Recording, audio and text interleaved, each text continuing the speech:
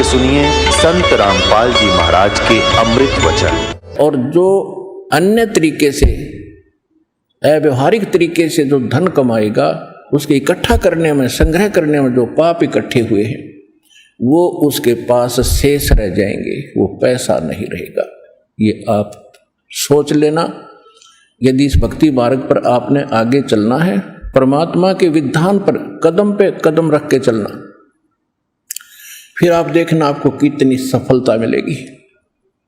आपका घर सुखी, आपका शरीर सुखी, आपकी सर्व मनोकामना जो जायज होंगी, जो भगवान उचित समझेगा, वो सब पूर्ण होंगी। ये निश्चिंत होकर इस भक्ति पर लगे रहना। आज का जो समागम है ये परमात्मा के उस प्रगट दिवस के उपलक्ष्य में है,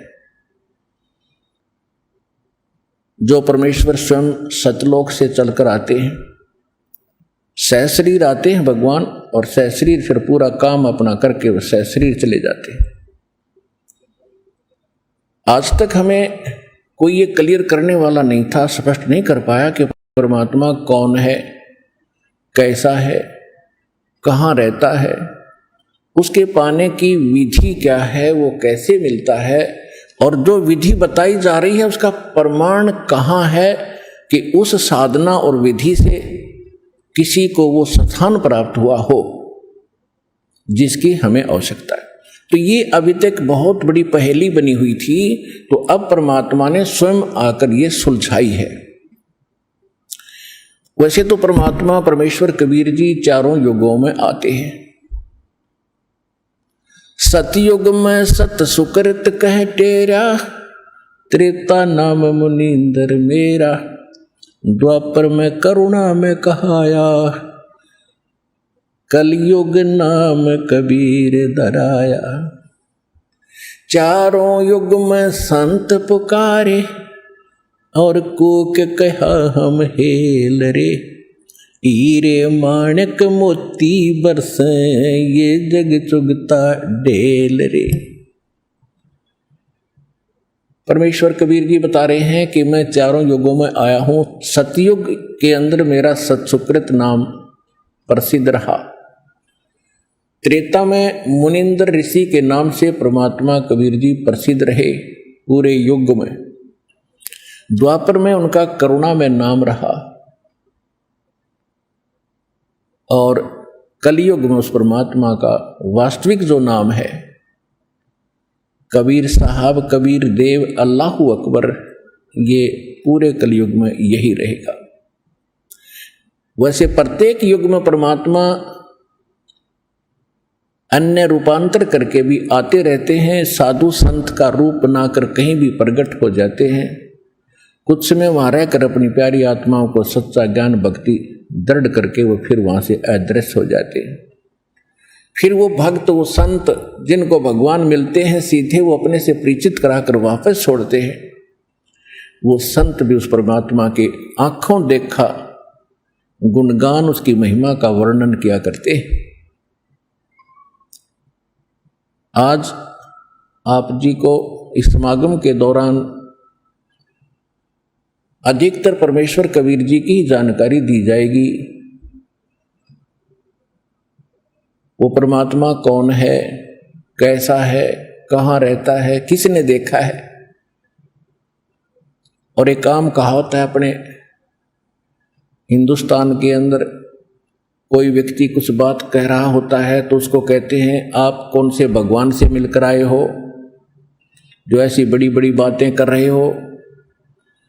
आप जी को उन महापुरुषों के प्रमाण दिए जाएंगे जो भगवान से मिलकर आए हैं। इसको हम मानते हैं कि जो भगवान से मिलकर आया है वो सच्ची कहता है। तो जो परमात्मा से मिलकर आए हैं उन महापुरुषों के भी साथ में एविडेंस, उनकी विटनेस आपके सामने दी जाएगी कि इन महापुरुषों ने परमात्मा को देखा और वो भगवान से मिलकर आए, और परमात्मा ने जो उनको मोक्ष मार्ग बताया, उन्होंने कौन सी साधना की जिससे उनका मोक्ष हुआ। तो उसी साधना से, उसी भक्ति से आप और हम सभी का मोक्ष संभव है, इति सिद्धम। तो इस सत्संग के दौरान आप जी को ये सभी प्रमाण प्रस्तुत किए जाएंगे। सौभाग्य आपका आप जी को ये सत्यनारायण कथा सुनने को सुलभ हुई। आज तक हमने ये पता नहीं था सत्यनारायण है कौन। सत्यनारायण, सत्य माने जिसका नाश कभी ना हो, अविनाशी। नारायण मीन जो जल के ऊपर, नार माने जल, आयन माने आने वाला, यानी जो जल पर आकर विराजमान होने वाला, वो कौन है? वो परमात्मा है। इसलिए नारायण, नारायण यानी परमात्मा। परमात्मा की एक महिमा है कि वो सतलोक से चलकर आता है और जल के ऊपर कमल के फूल पर आकर वो निवास करता है, जिस कारण से उसको नारायण कहते हैं। और हमने इस नारायण की उपमा लगा रखी थी सतगुण विष्णु जी के ऊपर। सतगुण विष्णु जी जो है, इसको हम सत्यनारायण मानते थे। ये हमारे नकली गुरु अज्ञानी हमें मिसगाइड किए हुए थे। एक पीतल को हमें सोना बता रहे थे। कितना दुर्भाग्य रहा हमारा, और हमारे पूर्वजों ने कितना विश्वास किया इन मूर्खों पे, जिन्हें कह का पता नहीं अध्यात्म मार्ग। तो हमें अब सत्यनारायण का पता चला है कि कौन है वो सत्यनारायण। वो अविनाशी परमात्मा कौन है, तो उसकी जानकारी आपको बताई जाएगी। परमात्मा चारों युगों में आते हैं। सतयुग में सत्सुकृत नाम से परमेश्वर आए थे और एक सरोवर के अंदर कमल के फूल के ऊपर आकर शिशु रूप धारण करके उन्होंने निवास किया था। वहां से एक विद्याधर नाम के ब्राह्मण और उनकी पत्नी दीपिका,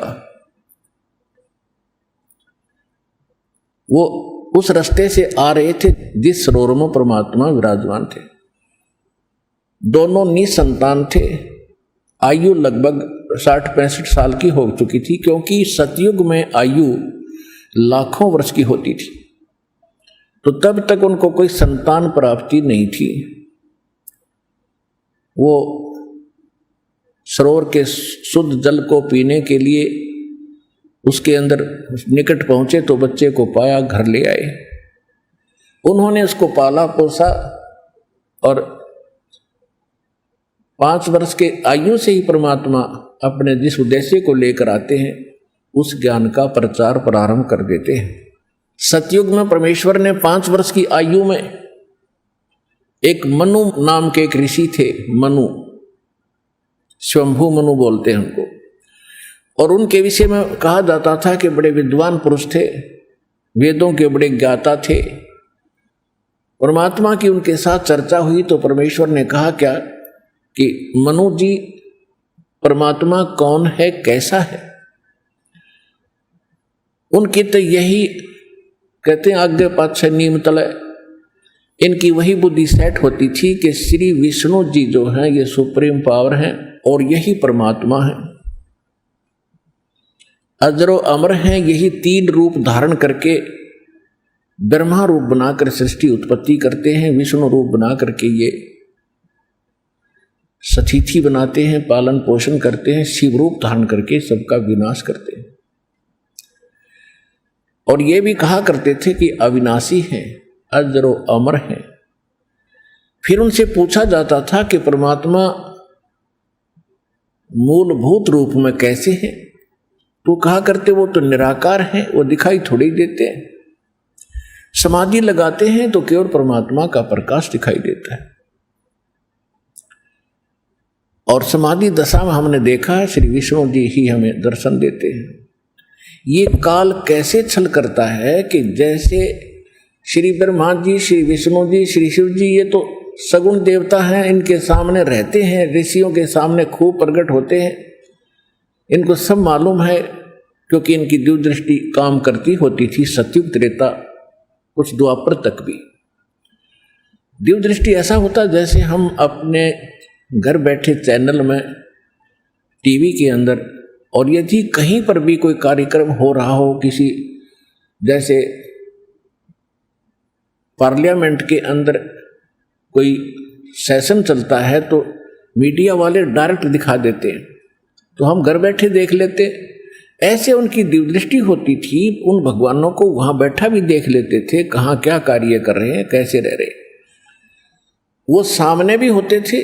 जब समाधि ये लगाने की चेष्टा करते थे तो ये काल क्या करता है, किसी को तो विष्णु के रूप में दर्शन दे देता है, तो विष्णु का पुजारी हो जाता है, गुण गाता फिरता है कि हमने जान दिया, देख लिया, ये अपने आप को छुपाए हुए हैं श्री विष्णु जी, जो सगुण देवता है, 3 देवताओं में से। ये सर्वशक्तिमान है, सर्वेश्वर है, हमने समाधि दशा में इसके दर्शन हुए। किसी को ब्रह्मा जी के रूप में दर्शन दे देता है, वो ब्रह्मा के गुण गाता है, ब्रह्मा सर्वशक्तिमान है, ये सब के मालिक है, सतिथि उत्पत्ति संहार यही करते हैं। किसी को शंकर के रूप में दर्शन दे देता जब ये समाधि के डले ढोते। इस प्रकार इनको भ्रमित ज्ञान प्राप्त रहा है। तो परमात्मा कहा करते थे, क्या आप वेदों को मानते हैं? अरे वाह, वेदों को कौन नहीं मानेगा, मनु जी का उत्तर होता था। तो परमात्मा उनको कहा करते थे कि ऋग्वेद मंडल नंबर 9 और सूक्त 86 मंत्र 26-27 में देखिएगा, वो परमात्मा सतलोक में रहता है, वहां से सह शरीर आता, चल कर आता है, अच्छी आत्माओं को मिलता है।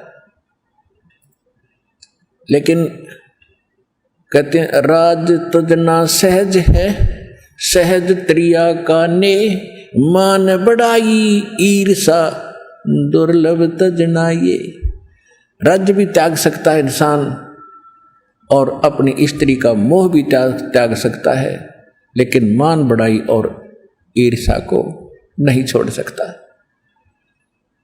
और मान बढ़ाई ईर्षा छोड़े बिना भगवान नहीं मिल सकते।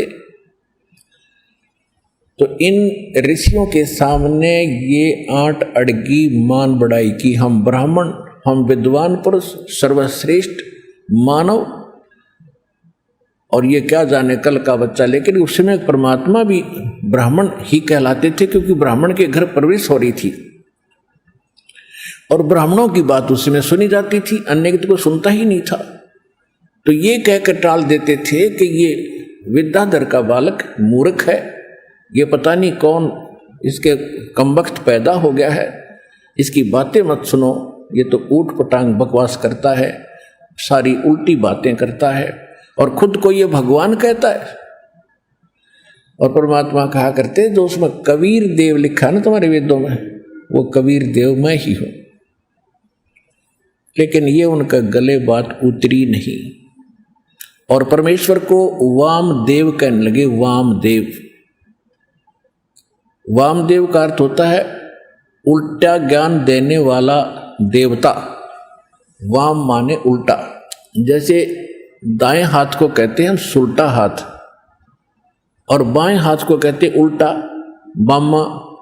तो ऐसे उन्होंने उसका वामदेव माने उल्टा अर्थ लगाने वाला, उल्टा ज्ञान बताने वाला वामदेव नाम पक गया मालिका सत सुकृत के स्थान पर, जबकि उल्टा ज्ञान स्वयं दे रहे थे और परमात्मा सत्य कह रहे थे उसके बारे में। ये ऐसा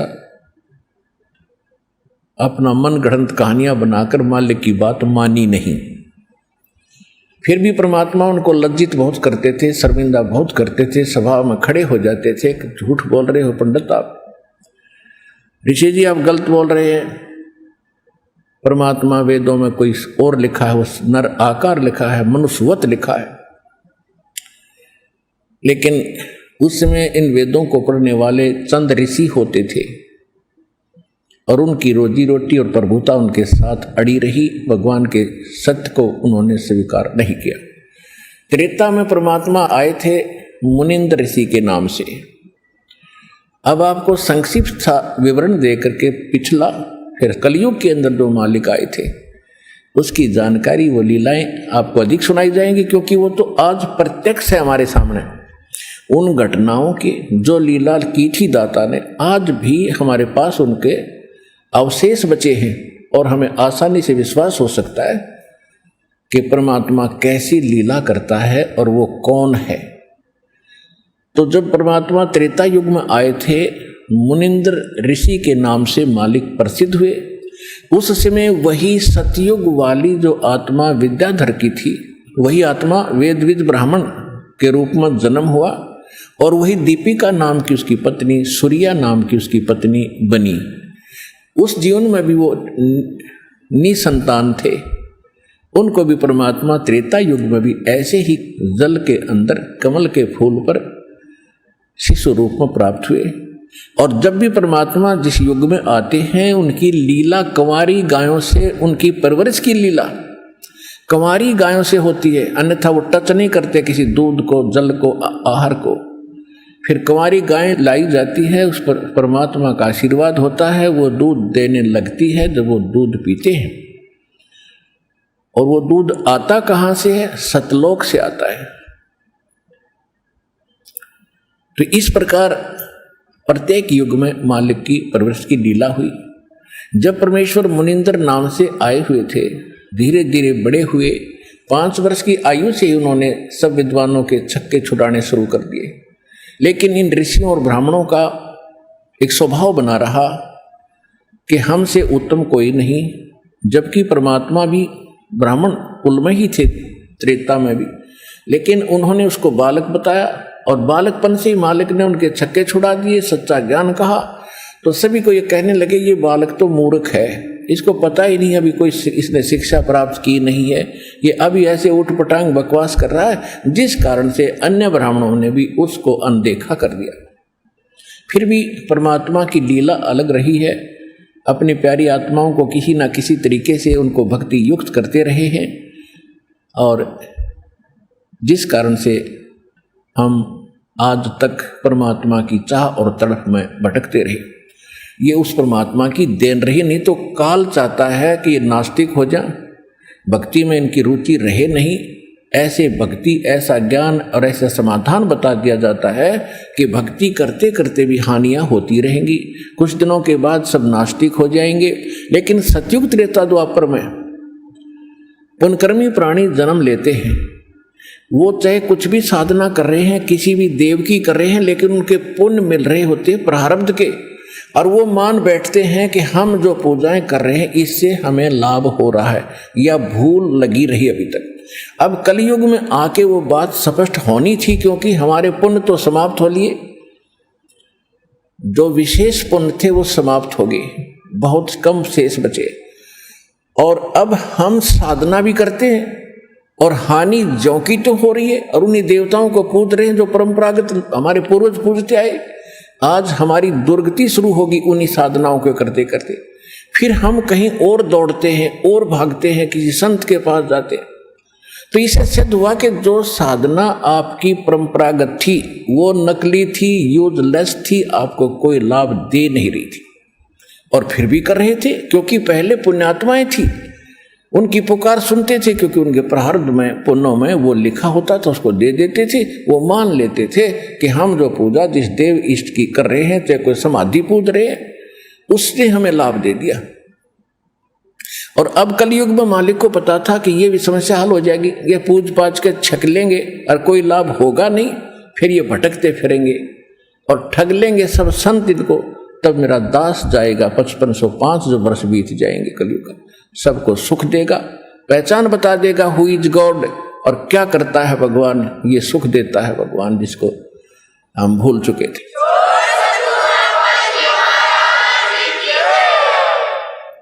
अब परमात्मा के ज्ञान को किसी ने सुना नहीं, सत्य को माना नहीं, तो परमात्मा के पास तो बहुत साधन है, बहुत से तरीके हैं। कहते 100 छल छिद्र मैं करूं अपने जन के काज, हिरण्यकशिपु जो मार दूं मैं नरसिंह धर लूं साजो। अब परमात्मा तो परिपूर्ण होते हैं अपनी भक्ति, अपनी शक्ति से। अब जैसे चंदन का पेड़, चाहे लकड़ी भी कहीं पड़ी हो, उसका स्वभाव है महक देती है, सुंदर महक देती है, लुभावनी महक उससे निकल रही होती, सुगंध होती है। ऐसे ही परमात्मा के आसपास जहां भी कोई भक्त निकट आता था उसको अजब शांति मिलती थी। तो परमेश्वर सत्संग किया करते थे। लोग सत्संग को पसंद नहीं करते थे, क्योंकि परमात्मा पहले वाले ज्ञान से हटकर ज्ञान देते थे। लेकिन जो दुखी होते थे उनको परमात्मा अपनी कृपा से सुख देते थे। वो सुखी हुए व्यक्ति 20 व्यक्तियों को जाकर बताते थे कि मुझे ये दुख था, मैं ये ऐसे कष्ट था, ऐसे एक संत आए हुए हैं, मुनिंदर नाम है उनका, और वहां चलिएगा आप भी सुखी हो जाओगे।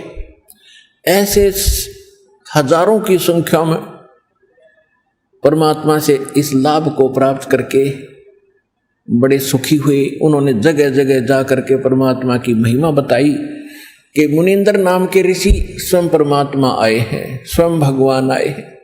पुण्यात्माओं, जब तक हमें समय पर रोटी मिल रही है, कपड़ा मिल रहा है, समय पर कपड़ा मिल रहा है, समय पर रोटी मिल रही है, सामने गुट्टी मिल रही है शराब की, और कार और कोठी मिल रही है, हमने जरूरत नहीं भगवान की कति। और जब ये सुविधाएं भी उपलब्ध हों और कोई घर में कष्ट आ जावे, शरीर में कोई दुख हो जाता है, फिर इस जीव को नानी याद आ जाती है। इसको कुछ भी दिखाई नहीं देता, अपनी जान दिखाई देती है। तो ऐसे व्यक्ति वहां आने लगे परमात्मा के पास और वहां से सुख होने लगा। फिर उनको कुछ भी दिखाई नहीं देता था मुनिंदर जी के अतिरिक्त उस पृथ्वी पर। तो ऐसे लोग परमात्मा के साथ जुड़े थे। बाकी जो विद्वान पाक रहे थे, जिनको समय पर ठीक आहार मिल रहा था, तो वो मालिक से दूर रहे, उनका दुर्भाग्य था। तो यहां परमात्मा कहा करते अपनी अमृतवाणी में, जो प्रत्येक युग में आकर ये बोलते हैं, कबीर सुख के माथे पत्थर पड़ो, जो नाम हृदय से जावे, बलिहारी उस दुख के जो पल पल नाम रटाए।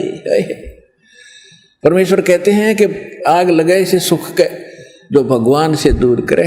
हे परमात्मा, वो दुख भी भला जिससे मालिक की तड़फ बनी, परमात्मा की चाह बनी, उसकी याद बनी रही। अब जैसे कोई सुखी व्यक्ति है, अब सुखी भी भक्ति से जुड़ता है तो बहुत ही पुण्यकर्मी प्राणी है, वो तो बहुत पुण्यकर्मी प्राणी है। लेकिन वो सुखी जो जुड़ा है वो डगमग हो सकता है, वो विचलित हो सकता है कभी। और जो दुख में आकर यहां जुड़ेंगे और उनको मालिक सुख देगा, क्योंकि आज तक आप सब जगह घूम फिर लिए। ऐसा समय सेलेक्ट किया दाता ने, क्योंकि संतों का बोलबाला सैकड़ों वर्ष से है। राधा स्वामी पंथ लगभग 125-150 वर्ष पहले से चला हुआ, और इसकी तो पता नहीं कितनी ब्रांचें हैं, और इनके पास सब भटक के, लुट के, पिट के और सर्वनाश करा के अब यहां आ रहे। तो अब बहुत उस पर दया होगी जो पहले भटक लिया। और यहां आने के बाद, क्योंकि परमात्मा ने सुख तो देने ही अपने हिसाब से देना है। कैसे देना है? जैसे कोई ताता चल देख लेता हूं, आराम होगा तो ठीक से, नहीं तो नहीं, तो उसको फिर ऐसा ही मिलेगा राहत।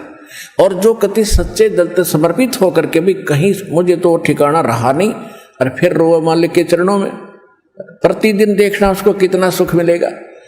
तो परमात्मा से लाभ लेने का हमने एक तरीका बता रखा है, उस तरह आपने समर्पित होना पड़ेगा। और फिर देखना सपने में भी किसी अन्य इष्ट या संत के प्रति आपका भाव न जावे, इस परमात्मा के अतिरिक्त, इस दास के अतिरिक्त, और फिर देखना मालिक का लाभ।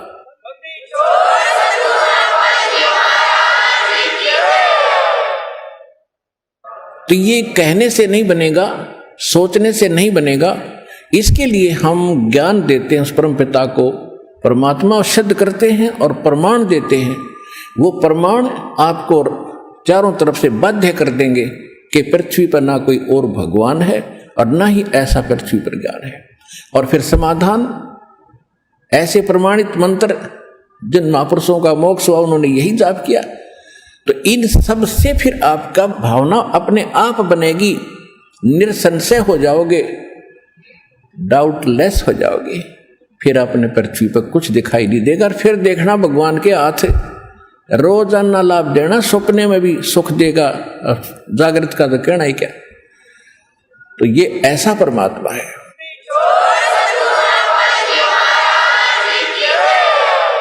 जैसे हम बहुत सी कथाएं सुना करते थे, उनका कोई सिर पैर नहीं था। हम सुना करते थे कि श्री रामचंद्र जी ने लंका पर चढ़ाई करते समय पुल की आवश्यकता पड़ी, समुद्र पर पुल बनाना था।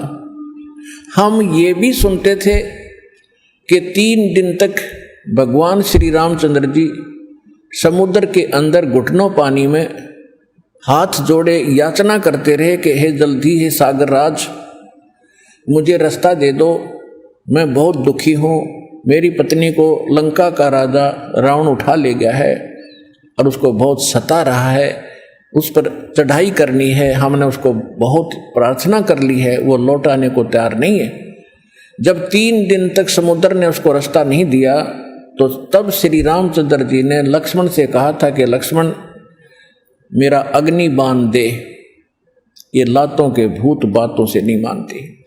जब उसने अग्नि बाण चढ़ा करके समुद्र को फूकने के लिए कोशिश की, उसमें लपटें निकलने लगी, क्योंकि सिद्धि से चलता था पहले ये सब शस्त्र। तब कहते समुद्र ने रास्ता दिया, ऐसे सुनते थे। फिर क्या सुनते थे कि नल नील ने समुद्र पर पत्थर रख दिया, उनके हाथों में पावर थी, उनमें शक्ति थी, सिद्धि थी कि उसके हाथ से रखा हुआ पत्थर जल में डूबता नहीं था, और जिस कारण से पुल बना। फिर हम ये भी सुना करते थे नकलियों से कि हनुमान जी ने पत्थरों पर राम का नाम लिख दिया, इसलिए पत्थर तिर गए। प्रथम तो कहते हैं समुद्र ने हाथ जोड़कर रास्ता दे दिया जब रामचंद्र जी ने जलाना चाहा, उसको फूकना चाहा। फिर कहा करते नल नील के हाथों तैरते थे पत्थर, उनके कोई वस्तु नहीं डूबती थी समुद्र पर। फिर कहते थे हनुमान जी ने राम का नाम लिख दिया, इसलिए तर गए, पत्थर पुल बन गया। अरे कोई एक तो बताओ, एक पर सेट हो जाओ, किसने एक रहा को किससे होया, फिर रामचंद्र की तरह गया, नल नील से ही पुल बन गया, फिर राम ने कित बनाया वो। अब इसका निष्कर्ष निकलेगा, इस कथा से जो दास सुनाने जा रहा है त्रेता युग की। ऐसे प्रश्न करे एक भक्त ने मेरे से, जब गांव गांव में दास सत्संग करने जाता था, वो कहने लगा जी मैं मिलिट्री के अंदर हूं, और मिलिट्री हमारी ज़्यादातर पहाड़ी क्षेत्र में रही है। जहाँ भी मुझे कोई मंडलेश्वर, कोई संत, कोई गुफा में साधु मिला है, मैं उनसे मिलने जाता रहा हूँ। और ये एक प्रश्न करता हूँ, मैं रामायण का पाठ बहुत करता हूँ, और उसमें देखता हूँ कि सभी राक्षस मांस खावें, शराब पीवें, ऐसा व्यवहार विचार उनका हो गया था। और वहाँ पर विभीषण और मंदोदरी, इनके विचार पढ़ते हैं जब रामायण में, तो साधु संतों जैसे, तो इनको ये ज्ञान कहाँ से आ गया ऐसे बूंदी राक्षस नगरी में। तो वो कहने लगा जी मैं सब जगह मंडलेश्वरों के पास जा लिया, पर इस प्रश्न का उन्होंने को संतोषजनक उत्तर नहीं दे पाए, मैं आज तक भटक रहा हूं। तो मैंने कहा भाई इस रोग की दवाई मेरे पास है, अब सुन ले, सुनाता हूं। दास ने सुनाई फिर कथा, जो सत्य कथा है। परमात्मा त्रेता युग में मुनिंदर नाम से आए हुए थे, और काफी दुखी व्यक्ति मालिक की कृपा से, आशीर्वाद से सुखी हुए थे। फिर उनको दाता ये प्रथम मंत्र दिया करते थे। ये प्रथम मंत्र में जो पहले और लास्ट वाले नाम पहले नहीं दिए जाते थे, उनको तो अब 55 जब कलयुग आया, इस समय ही प्रारंभ करना था। ये कंप्लीट कोर्स अब देना था। पहले तो ऐसा समझ लो कि ये आपको ग्लूकोज लगा दी जब तक सर्जन नहीं आया, और ग्लूकोज से रोगी मरता नहीं, लेकिन रोग नाश नहीं होता। तो वो प्रथम नाम देते थे दाता, और ग्लूकोज लगाकर चले जाते थे। अब ये रोग नाश तो अब होना था, ये दास भेजा है इस जन्म मरण के रोग का नाश करने का सर्जन और डॉक्टर, हर तरह की औषधि और ऑपरेशन सारा सिखाकर, सब ट्रेनिंग दे करके अब सब सुख होंगे, आपका जन्म मरण का रोग कटेगा।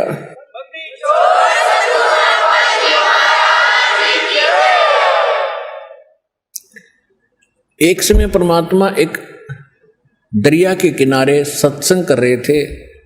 दरिया के किनारे ही उनका एक झोपड़ा था, कुटिया थी, वहाँ सत्संग किया करते थे। वहाँ हजारों की संख्या में इधर उधर से भक्त आकर के सत्संग सुनते थे, जो निर्धारित समय किया जाता था, महीने में, 2 महीने में, 6 महीने में। तो ऐसे ही एक नल और नील नाम के दोनों आपस में, ये मौसी के बेटे थे, यानी इनकी माताएं सगी बहन थी, और ये किसी देव प्रकोप से दोनों के दोनों मानसिक रोग से पीड़ित थे।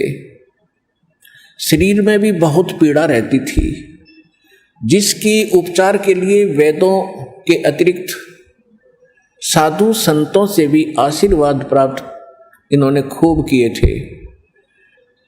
और सभी ऋषि महर्षियों ने उनको बता दिया था कि नल और नील बेटा ये तुम्हारे प्रारब्ध में यानी तुम्हारी किस्मत में अंकित है ये कष्ट, और इसको बेटा आपने भोगना ही पड़ेगा, कोई विकल्प नहीं। अब बेशक से आत्मा को कोई कितना ही ऐसे संतोष दिलाए कि ऐसा ही होता है, लेकिन इसको मालूम है कि परमात्मा कोई ऐसी पावर है, ऐसी शक्ति है कि वो सब दुख दूर कर सकता है। परमात्मा के गुणों में हम खूब सुनते और सुनाते रहते, इसलिए आत्मा संतोष नहीं पाता है। दुखी व्यक्ति फिर कहीं ना कहीं और किसी से सुनकर भी जाता है। जब वो कति थक लिए थे, दोनों अंतिम फाइनल फैसला मान चुके थे कि अब कहीं ठिकाना नहीं रहा, हमें तो ये तड़प के मरना ही शेष बचा है, और लंबी आयु होती थी। किसी ने उनको बता दिया कि आप चलिएगा ऋषि मुनिंद्र जी के पास और नल नील आपका रोग ठीक हो जाएगा। उनको अविश्वास रहा कि नहीं, हमने बड़े बड़े ऋषि देख लिए हैं, ये तो पहली बार नाम सुना है हमने आपसे, कोई मुनिंद्र नाम का ऋषि कहीं पर है। तो 1 से 2 से 3 से जब ये बात सुनी, उनका भाग्य उदय हुआ। उनके कहने से वो चले गए कि चलते हैं भाई, और तो कहीं हमने ठिकाना मिला नहीं। तो जब वो वहाँ आए, मालिक को पता था कि अब निशाने चोट लगानी पड़ेगी, क्योंकि ये सब जगह थक लिए हैं और कोई इनने ऋषि महर्षि मंडलेश्वर भूत झाड़े लगाने वाला कोई छोड़ा नहीं है। अब इनको कुछ रिजल्ट दूंगा तो ये बच्चे मेरे पास टिक जाएंगे आसानी से। जो ही नल नील ने जब सत्संग शुरू होने से पहले सत्संग परमात्मा बैठ जाते थे, सत्संग सुनाते थे। सत्संग तो वो सुन ही नहीं सकते थे क्योंकि उनकी तो ऐसे बेचैनी रहती थी।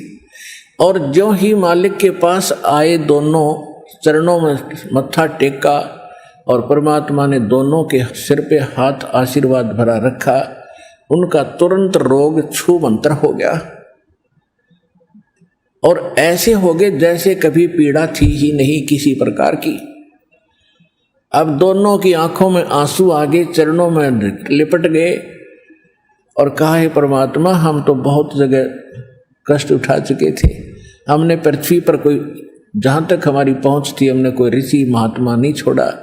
हे परमात्मा, हमारे ऊपर बहुत बड़ा कहर था, बड़ा कष्ट था, आपकी कृपा से हम स्वस्थ हो गए, आप स्वयं परमात्मा आए हो।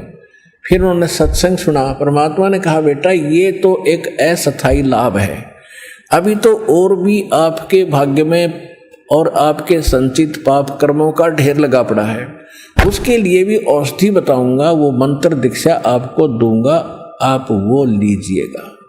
पहले सत्संग सुनिएगा। फिर सत्संग सुना, दीक्षा ली, फिर गुण गाने लगे भगवान के, जो भी मेरा उसी से कहें कि भगवान आए हैं, मुनिंद्र नहीं ये परमात्मा आए हैं, आप चलो। फिर उनकी कोई नहीं माने क्योंकि लोग सुखी थे, केवल दुखी मानता है। तो कुछ दिनों के बाद क्या हुआ कि जैसे आप यहाँ देखते हो, उसका चित्रार्थ सारा ही आप देख सकते हो दृश्य। यहाँ पर आप देखते हो 80% भक्त दुखी आते हैं, काल के पीड़े हुए आते हैं, कर्मों के पीटे हुए आते हैं, और क्या हालत में आते हैं। कोई स्ट्रेचर पर आता है, किसी को कैंसर है। आत्मा हमारी मानती है कि परमात्मा, अज्ञानता में आपके बच्चे कितना कष्ट पा गए, पहले इन्होंने गलतियां की, पाप इकट्ठे किए, अब काल ने इनके सिर पर रख दिया कि इनको भोगो। परमात्मा अपने बिना अपने के दुख न कौन जानेगा। अगर आप भी नहीं इनको राहत दोगे तो ये कहाँ जाएंगे। दास उसका नौकर है, दास उसका पियन है, चपड़ासी है परमपिता कबीर भगवान का। आपकी अर्जी उसकी टेबल पर रख देता हूँ, वो तो जानी जान है किसकी स्वीकार करनी है, किसकी ना करनी है, उसके इसके दिल में दोष है, कौन सच्चे आत्मा से पुकार रहा है, वो मालिक देखता है। दास की अर्जी यही होती है कि उसकी चरणों में आपकी पुकार अवश्य पहुंचाता हूं जब देखता हूं उनकी हालत कि आप बिना सुख देने वाला मालिक ना कोई हुआ ना होगा। आपके दरबार में सुख नहीं है तो दाता फिर कहाँ से प्राप्त होगा। तो हम जितनी अर्जी लगा सकते हैं, जैसी हमारी अकल काम करती है, लगाते हैं। सुनना दाता कबीर भगवान ने है और वो अवश्य सुनते हैं। ये सुख सागर है, ये दयालु भगवान, ये रहीम है, राम रहीम यही है। तो इसी प्रकार वहाँ आते थे, कई कई दिन रुक जाते थे, स्वाभाविक, क्योंकि वहाँ एक न्यारी शांति मिलती है। संसारिक कष्टों से, जो समस्याओं से मन हटकर एक मालिक पर लग जाता है। इसलिए कोई 2 दिन सत्संग में, कोई 1 दिन, कोई 3-3, 4-4 दिन का सत्संग भगवान कर दिया करते थे। तो परमात्मा कहा करते थे, बेटा जो गरीब असहाय व्यक्ति हैं, बीमार हैं, रोगी हैं, वृद्ध हैं, यहाँ कई कई दिन रुकते हैं, तो उनके बर्तन साफ करो, उनके कपड़े धोया करो, ताकि उनकी आत्मा खुश हो और तुम्हें सेवा का फल मिले, ताकि तुम्हारे ऊपर जो कष्ट है वो ना आए। क्योंकि हमारे जो अंतःकरण में हमारे जो पाप कर्म वो कई प्रकार से साफ होंगे। कुछ तो ऐसे प्रकार के पाप कर्म हैं जो संत के आशीर्वाद मात्र से ही समाप्त हो जाते हैं। कुछ ऐसे पाप हैं जो कि आपको प्रणाम आदि, दंडवत आदि करने से राहत मिलेगी। कुछ ऐसे पाप हैं जो आपने दान, धर्म, यज्ञ, हवन, पाठ आदि ही करवाना पड़ेगा, वही विकल्प है उनका, वो भी आपने करना ही पड़ेगा। उसके बाद फिर कुछ ऐसे पाप हैं जो सेवा करनी होती है, सेवा से भी कटते हैं। और कुछ ऐसे प्रकार के पाप होते हैं जो केवल नाम के जाप से ही कटेंगे, उनका कोई विकल्प नहीं। तो जैसे एक धोबी के पास कपड़ा जाता है, तो वो देखता है कि इस कपड़े को साफ करना है, तो पहले पानी से धोता है, साबुन लगाता है, उससे भी नहीं साफ होता, फिर ड्राई क्लीन के लिए कोई अन्य केमिकल प्रयोग करता है और उसके सब दाग छुड़ाता है, तब वो उज्जवल होता है। इसी प्रकार हमारा अंतःकरण बहुत वर्षों से, बहुत युगों से हमने इतना मैला कर लिया है कि अब इसको हमने हर तरह के सब फार्मूले लगा करके इसको साफ करना है। तो परमात्मा कहा करते थे, तो वो भक्त जो दुखी है वो सब सत्य मानते थे और उसका अनुसरण करते थे। तो नल नील तो और ज्यादा ही दुखी थे, दोनों ने श्रद्धा से सेवा करनी शुरू की। जो वृद्ध थे, रोगी आते थे, उनके कपड़े धोते थे, उनके बर्तन, लोटा, थाली वगैरह जैसे भी थे वो ले जाते थे और दरिया पर धोकर लाते थे। वो इतने सीधे साधे और इतने परमात्मा पर समर्पित थे, इतना भाव था उनका कि पहले समय में साबुन वगैरह नहीं था। कपड़ा धोने के लिए पहले जल में भिगो देते थे, दरिया में भिगोकर उनको थोड़ा सा बाहर पत्थर रख देते थे, वो पानी में लहरों से गीले हो जाते, फिर उनको बाद में ऐसे मुक्के मार मार के धोते थे, कोई और तो साधन था ही नहीं। और बर्तनों को भी ऐसे पहले भिगोकर थोड़ी देर के बाद धोने के लिए किनारे रख देते थे, और तब तक वो बैठ जाते थे वृक्ष के नीचे और चर्चा करते थे सत्संग में सुनाई कथाओं का, और फिर अपने दुखों के बारे में कहते थे, ओहो हमें तो भगवान मिल गए और सच्चा ज्ञान मिल गया और सही मंत्र मिल गए, ओहो बड़ा कल्याण हुआ, बड़ी दया करी परमात्मा ने, देखो आज सत्संग में ऐसे सुना रहे थे परमात्मा, सारी सत्य है। ऐसे वो काफी देर तक चर्चा करते थे। फिर उनको याद आता था कि हमने कुछ सेवा भी करनी है, तब तक किसी का कोई कटोरा बह जाता, किसी का कोई कपड़ा खिसक जाता लहरों में, तो उन्हें पता नहीं लगता, वो धो धाकर जितने थे शेष ठाके लाकर सबके रख देते। कहने का भाव ये है, किसी का कटोरा कम, किसी का गिलास गुम हो गया, किसी का धोती, किसी का कुर्ता नहीं पाया, तो सभी दिक्कत मानते थे, दुखी होते थे कि नल नील आप, ये कमीज नहीं मिला, मेरा कटोरा नहीं मिल रहा, मुझे गिलास नहीं मिला। तो 2-4 बार उन्होंने कहा ऐसे हुआ, तो उन्होंने गुरुदेव जी के पास प्रार्थना की कि महाराज ऐसे ऐसे हम दुखी हो लिए, और ये आपके भक्त, श्रद्धा तो बहुत है, लेकिन जो दूसरे सेवादार थे वो बताया करते थे कि ये तो वृक्ष के नीचे बैठ जाते हैं और भिगोकर बर्तनों और कपड़ों को ये बहुत देर में ध्यान देते हैं, वो बह जाते हैं, ये ध्यान नहीं देते। तो परमात्मा ने कहा बेटा ध्यान रखा करो। तो अच्छा जी ध्यान रखेंगे। फिर वैसे ही हो जाती है कि कुछ दुखों का, दुखी किया हुआ प्राणी जो होता है उसका कुछ ऐसा वो स्वभाव सा बना हुआ था, भोले भाला, उनका दिमाग कंडम सा हो गया था, उस समय भी वो ज़्यादा ही भोले टाइप के ही थे। तो फिर ऐसी हो गया, तो फिर शिकायत हुई तो परमात्मा ने कहा बेटा इनकी आत्मा दुख पाती है, सेवा भी करते हो फिर उतना दुखी कर रहे हो, तो आप ये सेवा ना करो, क्योंकि आपका स्वभाव में ऐसा हो गया है। तो वो रोने लग जाते, उनको डर लगता कहीं फिर वो दुख ना आ जाए हमारे ऊपर जिस परमात्मा ने आज्ञा दे रखी है। और आज तो ये शायद गुस्से में कह रहे होंगे, फिर रोने लग गए, परमात्मा हमसे सेवा ना छीनो, दाता हमसे सेवा ना छीनो। उनको डर ये था कि कहीं फिर से ना वो कैर टूट जाए जो पहले हम दुख पा रहे थे, बुरी तरह रोने लगे। तो परमात्मा ने सोचा भी इनकी श्रद्धा भी बनी रहनी चाहिए, तो परमात्मा ने आशीर्वाद दे दिया कि बेटा जो करो सेवा, आज से तुम्हें आशीर्वाद दे दिया है कि तुम्हारे हाथ से चाहे तुम लोहा भी रख देना, और तो छोड़ो पत्थर, ये तो कुछ हो, चाहे पत्थर भी रख देना बेटा, जल में नहीं डूबेगा। तो वो दोनों जाकर फिर देखने लगे, उन्होंने पत्थर उठाकर रखा सबसे पहले, वो नो का नो पत्थर खड़ा रहा, जहां रखा था वहीं टच से मस नहीं हुआ, उन्होंने उठाया तो हटा, तो और देखने लग गए भगत, एक बार फिर रखिए भाई नल नील, उन दोनों ने फिर रखा, उसके ऊपर खड़े हो गए पानी में, और तब भी नहीं नीचे को गया। तो सब जगह होने लगी भाई नल नील में तो बहुत भगवान ने शक्ति दे दी। तो इस प्रकार फिर वो क्या करते थे, जो भी कपड़ा जहां रख दिया पानी में, जिस सतर में डबो कर रख दिया तो वही रहा वो। चाहे उसमें कांसी के थाली बेले होते थे, कांसी धातु के, और कांसी तो अमूमन डूबती है पानी में, तो वो भी रख दिया तो वो भी नहीं डूबा। तो इस प्रकार ये जो उनको शक्ति प्राप्त हुई थी, कबीर परमेश्वर उर्फ मुनिंद्र जी की रजा से वो शक्ति, वो सिद्धि प्राप्त थी, जिस कारण से समुद्र पर वो पत्थर नहीं डूबते थे। अब प्रश्न दूसरा उनका ये था कि श्रीलंका में जहां राक्षसों का पूरा ग्रुप था, और मंदोदरी और विभीषण, इनके पास ऐसा ज्ञान कहाँ से आ गया? वो इतना समझा रही अपने पति को कि ऐसा ना करो, ऐसा हो जाएगा, ये ऐसी है, ये आम वर्ष औरत नहीं है, ये भगवान की पत्नी है, और रावण मान नहीं रहा। तो इसका उत्तर अब आपको देते हैं।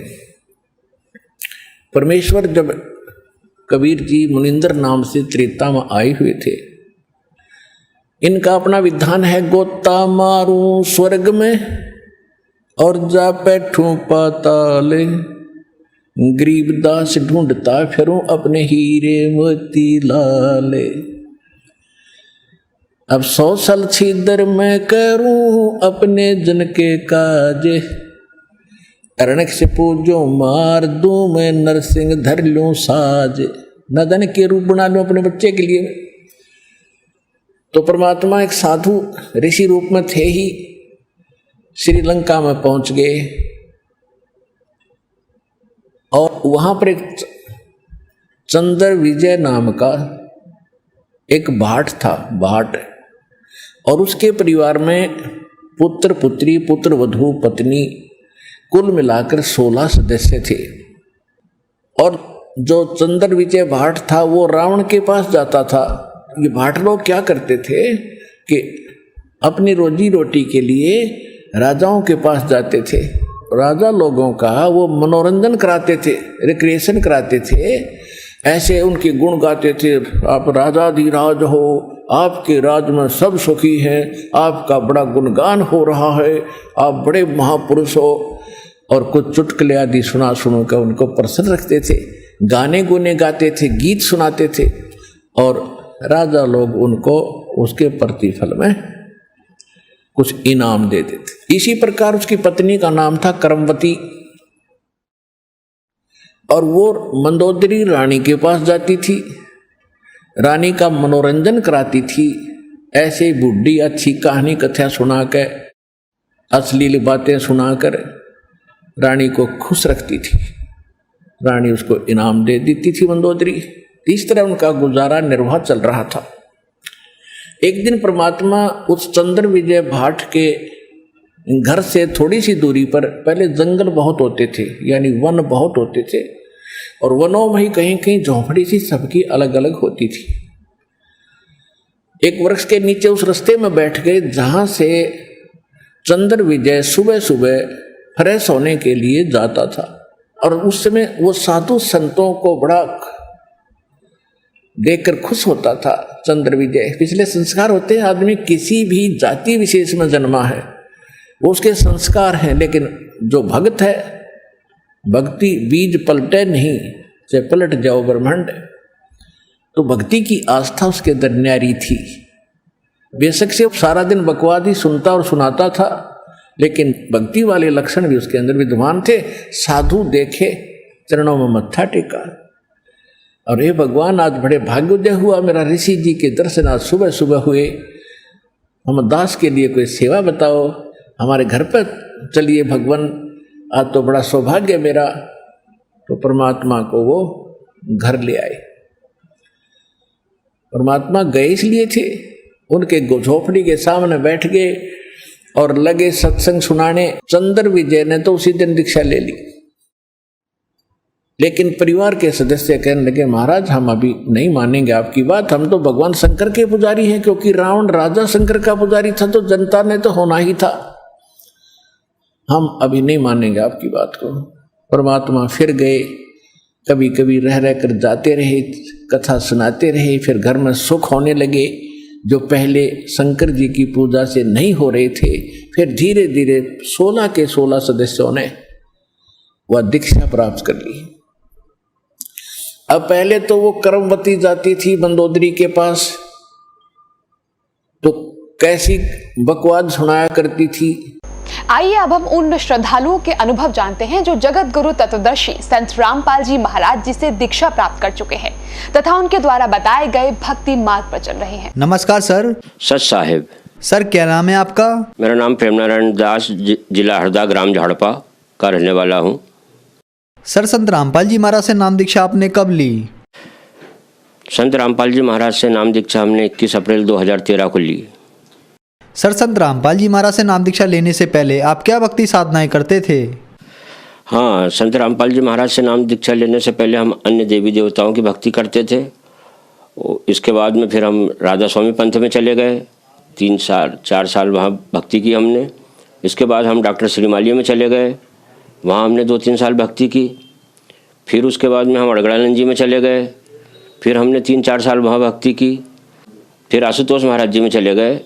सर आपने बताया कि आपने बहुत सारे गुरु बनाए, आप राधा स्वामी पंथ में गए, वहाँ आपने 3 साल तक भक्ति की। फिर आप आशुतोष जी महाराज के पास गए और आप श्रीमाली और अड़गानंद जी के पास भी गए, वहाँ आपने 5 साल तक भक्ति की। लेकिन भक्ति साधना से आपको कोई लाभ नहीं हुआ और आपका नशा भी नहीं छूट पा रहा था। तो फिर आप संत रामपाल जी महाराज की शरण में कैसे आए? हम लोग जहाँ गांजा पीते थे, हम नशे में बहुत डूबे हुए थे, तो हम गांजा पीते पीते जहाँ एक टीवी हमारा चलता था, वो हम टीवी उस रोज देख रहे थे। तो संत रामपाल जी महाराज के ज्ञान को हमने टीवी पर देखा कि भाई ये महाराज जी कौन है, कैसा ज्ञान पुस्तक में से बतला रहे हैं। उस ज्ञान को फिर हमने 2-3 रोज ध्यान से सुना।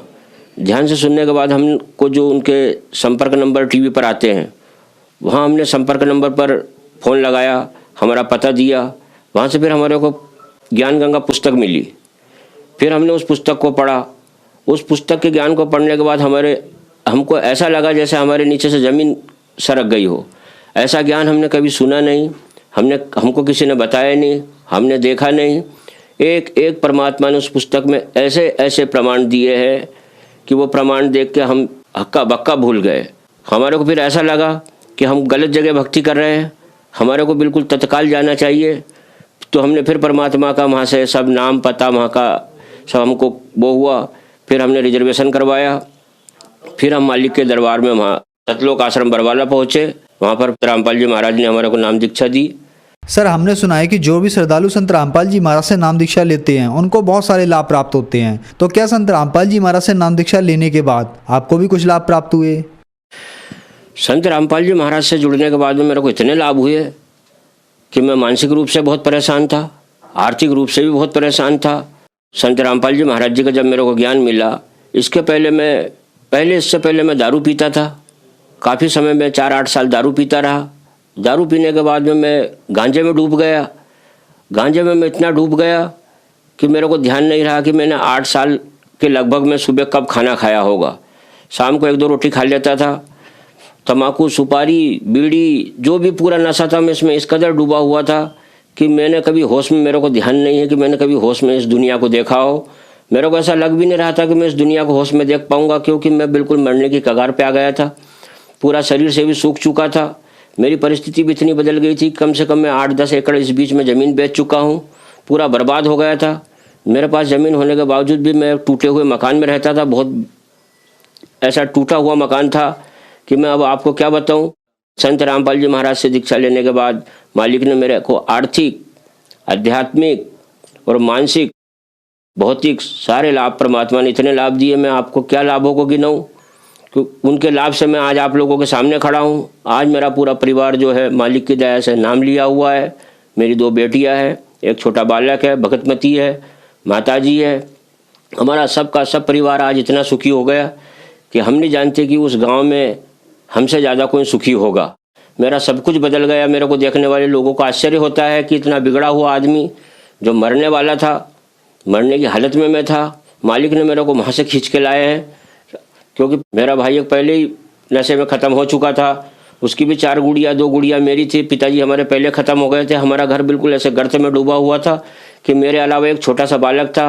2 गुड़िया मेरी थी, ऐसी 6 गुड़िया, एक हमारी बहू, हमारी भगतमती, माताजी, हम सब बाइया ही बाइया थी। मात्र एक मैं बचा था। मैं भी ऐसी भक्ति, टूटी फूटी भक्ति करके मैं भी परेशान हो गया था। मैं भी चाहता था कि मालिक मेरे को भी जल्दी आप उठा लो। मेरी कोई जीने की इच्छा बची नहीं थी। लेकिन परमात्मा संत रामपाल जी महाराज से जुड़ने के बाद में मेरे को, मेरे परिवार को, हमको सबको नया जीवन मालिक ने दिया। आज हम सब बहुत खुशी हैं, खुशहाल है। मेरा पूरा परिवार परमात्मा की भक्ति में लगा हुआ है। मैं लगा हुआ हूँ। मैं पूरा सूख चुका था। लोगों को मालूम था मैं 6 महीने में मरने वाला हूँ। इतना नशा में डूबा हुआ था कि मैं सुबह से शाम तक कभी खाना नहीं खाया। मैं बतला रहा हूँ आपको कि मेरे को 8 साल में ध्यान नहीं कि मैंने सुबह कब खाना खाया। कभी खाने नहीं मैं सुबह खाता था। इस कदर मैं उस नशे में डूबा हुआ था। तम्बाकू, सुपारी, बीड़ी, अन्य नशे तो मैं इतने करता था कि मैंने ज़मीन ही बेच चुका था। संत रामपाल जी महाराज की कृपा से आज मैं आप लोगों के सामने खड़ा हूँ।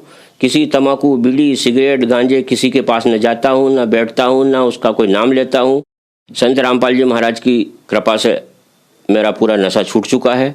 मैं आज बहुत अच्छा जीवन जी रहा हूँ। समाज में भी अच्छा जी रहा हूँ। जो लोग कल तक मेरे से कोई बात नहीं करते थे, कोई मेरे से मिलते नहीं थे, आज वे सब मिल रहे हैं। परमात्मा की दया से जो भी सहयोग हो रहा है, सब मेरा सहयोग भी कर रहे हैं। ऐसी मालिक की इस समय मेरे ऊपर अपार कृपा है कि मैं अभी क्या बतला सकता हूँ आपको। मैं सब तरफ से सुखी हो गया।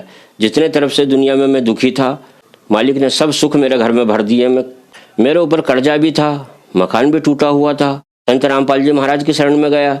6 महीने के अंदर अंदर मेरी जो ज़मीन को कोई पूछने वाला नहीं था, जहाँ पर ढोर और बकरी चढ़ती थी, वहाँ परमात्मा की ऐसा दया हुई कि वो कम से कम 1 लाख रुपए में वो बिकी। ईंट बनाने वालों ने मेरे को ईंट बना के दी। 1 लाख रुपए अलग से दिया। और दूसरे साल वो ज़मीन जो है वो नदी में बह गई। तो मेरे को मालिक की तरफ से ईंट भी मिल गई, मकान के लिए पैसा भी मिल गया। उसी पैसे से भी मैंने कुआं खुदवा लिया। कुआं खुदवाने के बाद आज मेरी फसल भी अच्छी है। सारा सब कुछ मालिक ने मेरे ऊपर ऐसी वर्षा कर दी है संत रामपाल जी महाराज ने कि मकान भी ठीक हो गया, कर्जे से भी मैं फ्री हो गया, कुएं से भी फ्री हो गया। आज मेरी ज़मीन हरी भरी सब सिंचित है। मेरा घर इस समय कोई तकलीफ मेरे घर नहीं है। सर, संत रामपाल जी महाराज से नाम दीक्षा लेने के बाद आपको आर्थिक, भौतिक, शारीरिक, मानसिक सभी तरह के लाभ प्राप्त हुए। तो हम आपसे ये बात पूछना चाहेंगे कि आप बहुत ज़्यादा नशा करते थे, गांजा पीते थे, शराब पीते थे और भी बहुत ज़्यादा नशा करते थे। आपको नशे की इतनी बुरी लत थी कि आपको ये भी नहीं पता कि आपने सुबह कब खाना खाया। आप राधा स्वामी पंत, आशुतोष महाराज, श्री माली और अड़गानंद जी के पास गए, लेकिन संत रामपाल जी महाराज की शरण में आने के बाद आपका नशा छूटा। तो संत रामपाल जी महाराज ने आपको ऐसी क्या दवाई दी कि इतने सालों का नशा आपका संत रामपाल जी महाराज की शरण में आने के बाद छूट गया? संत रामपाल जी महाराज ने मेरे को कोई ऐसी जड़ी बूटी नहीं दी। संत रामपाल जी महाराज ने मेरे ऊपर ऐसा हाथ रख दिया और मेरे को दीक्षा दे दी। उस दिन का दिन है, आज का दिन है, सब स्वयं मालिक संत रामपाल जी महाराज की कृपा से, उनकी शक्ति से सब पूरा मेरा नशा छूट गया। मैंने बहुत प्रयास करा, कभी मेरा नशा ये नहीं छूटा, लेकिन संत रामपाल जी महाराज की ऐसी दया हुई, ऐसा मालिक ने शक्ति का हाथ मेरे ऊपर रख दिया कि उस शक्ति से परमात्मा की मैं पूरे नशे छोड़ चुका हूँ। आज बिल्कुल शुद्ध जीवन जी रहा हूँ। मेरा परिवार भी शुद्ध जीवन जी रहा है। ऐसी कोई मालिक ने मेरे को कोई जड़ से लेनी दे दिए जो कि आप समझते हो कुछ पिला दिया, कुछ खिला दिया। मालिक ने ऐसा आशीर्वाद दिया कि उस आशीर्वाद से मैं आज आप लोगों के सामने खड़ा हूँ, स्वस्थ खड़ा हूँ। पूरा सूखा हुआ था ये, आज मैं आप लोगों के सामने जैसा भी खड़ा हूँ ऐसा खड़ा हुआ हूँ कि मेरे को मालिक ने हष्ट पुष्ट कर दिया। सारे मेरे कमल खिल गए, मैं खिल गया। मेरी तो मियाद कम बची थी, मैं तो 6 महीने में मेरे जीवन की आस छोड़ चुका था। मेरे को मरना ही मरना था। सब लोग जान गए थे, मेरा पूरा आसपास का क्षेत्र जानता है, मेरा गांव जानता है कि मैं कितना बिगड़ा हुआ था, कैसी मेरी हालत हो गई थी और कैसा मरने वाला था। संत रामपाल जी महाराज की कृपा से सब देखकर दंग हो गए कि वाह गुरु, धन्य है मेरे गुरु जी। सारे लोग बोलते हैं कि संत रामपाल जी महाराज जिसकी कृपा से आज मैं, मेरा परिवार सब कुछ सुधरा हुआ है, पूरा क्षेत्र जानता है, पूरा गांव जानता है। सर हम आपसे एक बात पूछना चाहेंगे, आज बहुत सारे लोग हैं जो बहुत सारे रुपए खर्च करने के बाद भी नशा नहीं छोड़ पा रहे हैं, सरकारें अभियान चला रही हैं। आप तो बहुत ज़्यादा नशा करते थे, संत रामपाल जी महाराज की शरण में आने के बाद आपका नशा छूट गया। तो जो लोग आज भी नशा करते हैं और वो नशा छोड़ना चाहते हैं और नशा नहीं छोड़ पा रहे हैं, उनके लिए आप क्या कहना चाहेंगे? उनके लिए हम कहना चाहेंगे, टीवी चैनल चलता है और भी अन्य चैनल चलते हैं, 7:30 से 8:30 में डेली मालिक का, संत रामपाल जी महाराज का ज्ञान आता है। आप उस ज्ञान को सुनिए, वो ज्ञान आपको ऐसा वहाँ से पता लगेगा कि आप कहाँ भक्ति कर रहे हो, कैसे भक्ति कर रहे हो। इसके बाद में उसके नीचे एक नंबर प्लेट चलती है, उस नंबर पर गुरुजी के सब नाम, पते, संपर्क सब दिया हुआ है। आप फ़ोन लगाइए, आप गुरुजी के पास आइए, आप नाम दीक्षा लीजिए और मालिक का आशीर्वाद लीजिए और आप फिर मालिक का करिश्मा देखिए। बड़े बड़े रोग, बड़ी बड़ी बीमारियां संत रामपाल जी महाराज की कृपा से दूर हुई है। मैं स्वयं तो डूबा हुआ हूँ, अगर कोई मेरे को जानता है उस क्षेत्र में तो वो भी ये देख सकता है, समझ सकता है कि ये इतना डूबा हुआ आदमी, मेरे बस की बात नहीं थी कि मैं इस दलदल से बाहर निकल पाऊंगा। लेकिन मालिक संत रामपाल जी महाराज का आशीर्वाद रूपी हाथ मेरे ऊपर आया, जब से मेरी पूरी दुनिया बदल गई है। ये सब आप लोग जानते हो और आप भी जल्दी से जल्दी संत रामपाल जी महाराज की शरण में आइए, अपने जीवन को धन्य बनाइए, क्योंकि ऐसा अवसर फिर आप लोगों को मिलने वाला नहीं है। ऐसा गजब का मालिक का ज्ञान है, एक एक प्रमाण, एक एक अध्याय, एक एक पृष्ठ बतलाइए कि संत रामपाल जी महाराज ऐसा ज्ञान हमने ना कभी सुना, ना कभी हमने देखा। जैसे ही हमने सुना, हमने देखा, हमारे नीचे से जमीन खसक गई थी भाई। हम तो दंग रह गए थे कि ऐसा ज्ञान कहाँ मिलता है, इतने प्रमाण, एक एक प्रमाण। आज आप सब बुद्धिजीवी लोग हो, सब पढ़े लिखे लोग हो, एक एक पुस्तक में से आप एक एक प्रमाण को पढ़ सकते हो। खूब पढ़ लीजिए, खूब जांच लीजिए, खूब समझ लीजिए। ऐसा अवसर फिर आप लोगों को मिलने वाला नहीं है। संत रामपाल जी महाराज से नाम दीक्षा लीजिए, अपने जीवन का उद्धार कीजिए। संत रामपाल जी महाराज कहते हैं, भाई समझा है तो सिर धर पाओ, बहुर नहीं रहे ऐसा दाव। समझ ले और समझ गया हो तो फिर देर करने का कोई विषय बाकी नहीं बचा है। जितना जल्दी हो सके मालिक की शरण में आइए, संत रामपाल जी महाराज के, अपने खुद के जीवन को, अपने परिवार के जीवन को, अपने भाई बहनों के जीवन का उद्धार कीजिए। धन्यवाद सर। सत साहेब।